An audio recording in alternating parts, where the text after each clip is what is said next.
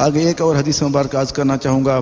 حضرت عائشہ صدیقہ رضی اللہ عنہا سے روایت ہے کہ سرکار دو عالم صلی اللہ علیہ وسلم نے ارشاد فرمایا، جب تک تم میں سے کسی کا دسترخوان بچھا رہتا ہے اتنی دیر تک فرشتے اس پر درود بھیجتے رہتے ہیں، یعنی کہ فرشتے اس کے لیے مغفرت کی دعا کرتے رہتے ہیں۔ سبحان اللہ! دیکھو اللہ کے نبی نے کتنا پیارا ارشاد فرمایا، آپ فرما دیا جب کسی کے پاس کوئی دسترخوان بچھا رہتا ہے مہمانوں کے لیے، لوگوں کے لیے، اس وقت تک کیا ہوتا ہے، فرشتے اللہ تعالیٰ کے فرشتے اس کے لیے مغفرت کی دعا کرتے ہیں، درود بھیجتے ہیں، اس کے لیے مغفرت کی دعا کرتے ہیں۔ یہ جامع الصغیر کتاب مہمان کی تکریم اور حروف حمزہ جلد نمبر 1 صفحہ نمبر 302۔ آگے ایک اور حدیث مبارک عرض کرنا چاہوں گا کہ سرکار دو عالم صلی اللہ علیہ وسلم شاہ فرمایا، ایک بستر مرد کا ہو، ایک عورت کا، اور تیسرا مہمان کا، اور چوتھا شیطان کا ہوگا۔ دیکھو اللہ کے نبی نے کتنا پیارا ارشاد فرما دیا، کیونکہ اگر بستر رکھنے کی ضرورت ہو، جتنے مرد جتنے عورتیں ہوں ان کے لیے بستر ہوں، اور ایک الگ بستر لازمی ہو مہمان کے لیے، کیونکہ وہ پہلے زمانہ یہ تھا، کیونکہ کبھی کبھی ایک مہمان آیا کرتا تھا، آج کل صورتحال یہ کبھی 2 کبھی 3 یہ بھی آ جاتے ہیں۔ اس کا مطلب یہ ہے کہ اپنے گھر کی ضرورت کے بستر ہوں، اور اس کا اضافی بستر مہمان کے لیے لازمی ہونا چاہیے۔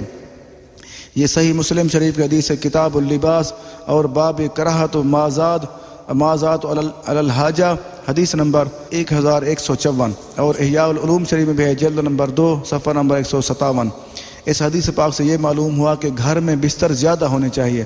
آگے ایک اور حدیث مبارک عرض کرنا چاہوں گا کہ سرکار دو عالم صلی اللہ علیہ وسلم ارشاد فرمایا، مہمان نوازی 3 دن تک ہے، اور جو اس سے زائد ہو وہ صدقہ ہے۔ دیکھو اللہ کے نبی ہمیں پیغام ارشاد فرما دیا، کیونکہ مہمان نوازی جو مسافر ہوتا ہے وہ صرف 3 دن کے لیے مہمان ہوتا ہے، اگر جو اس کے بعد کوئی بندہ اس کے بعد رہ جائے، اگر اس کو کھلاتا رہے، اس کے لیے وہ صدقہ ہے۔ جیسے ہم کسی کو صدقہ و خیرات کرتے ہیں، اور 3 دن کے بعد مہمان کو کھلانا وہ صدقہ ہے۔ یہ المسند امام احمد بن حنبل میں ہے، اور مسند ابی سعید الخدری میں بھی ہے، حدیث نمبر 11159، اور احیاء العلوم شریف میں بھی ہے، جلد نمبر 2 صفحہ نمبر 157۔ آگے ایک اور حدیث مبارک عرض کرنا چاہوں گا۔ حضرت سیدنا انس بن مالک رضی اللہ عنہ فرماتے ہیں، جس گھر میں مہمان نہیں آتا اس میں رحمت کے فرشتے نہیں آتے۔ اللہ اکبر! دیکھو ہمیں اس چیز پہ غور کر لینا چاہیے، جس گھر میں مہمان نہیں آتے، وہ صحابی رسول فرماتے ہیں جس گھر میں مہمان نہیں آتے اس گھر میں اللہ تعالیٰ کی رحمت کے فرشتے نہیں آتے۔ اس کا مطلب یہ ہے کہ جس گھر میں مہمان آتے ہیں اسی گھر میں اللہ تعالیٰ کی رحمت کے فرشتے آتے ہیں، جس گھر میں مہمان نہیں آتے اس میں اللہ تعالیٰ کی رحمت کے فرشتے نہیں آتے۔ یہ احیاء العلوم شریف میں بھی ہے، جلد نمبر 2 صفحہ نمبر 135۔ آگے ایک اور حدیث مبارک عرض کرنا چاہوں گا۔ ایک روایت میں ہے، کسی مسلمان کے لیے یہ حلال نہیں کہ وہ اپنے بھائی کے پاس ٹھہرا رہے حتیٰ کہ اس کو گناہ میں مبتلا کر دے۔ صحابہ کرام رضی اللہ عنہم نے عرض کی کہ یا رسول اللہ صلی اللہ علیہ وسلم، وہ اسے کیسے گناہ میں مبتلا کرے گا؟ تو آپ صلی اللہ علیہ وسلم ارشاد فرمایا، وہ اس کے پاس ٹھہر جائے اور اس کے پاس مہمان کے لیے کوئی چیز کھانے کے لیے، مہمان نوازی کے لیے نہ ہو، اس لیے وہ مجرم ہوگا۔ اللہ اکبر!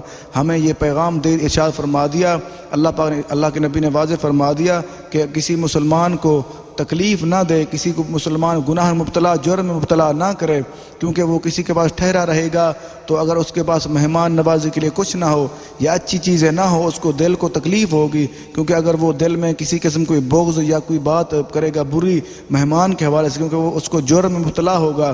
اس لیے آپ فرما دیں کسی کو مسلمان کو چاہیے نہیں، یہ نہیں چاہیے کہ اس کے پاس ٹھہرا رہے، اس کو گناہ جرم میں مبتلا کرے۔ یہ صحیح مسلم شریف کی حدیث ہے، باب ضیافت النحوہا، جلد نمبر 5 صفحہ نمبر 137، حدیث نمبر 4610، اور شرح ریاض الصالحین میں بھی ہے، جلد نمبر 3 صفحہ نمبر 125۔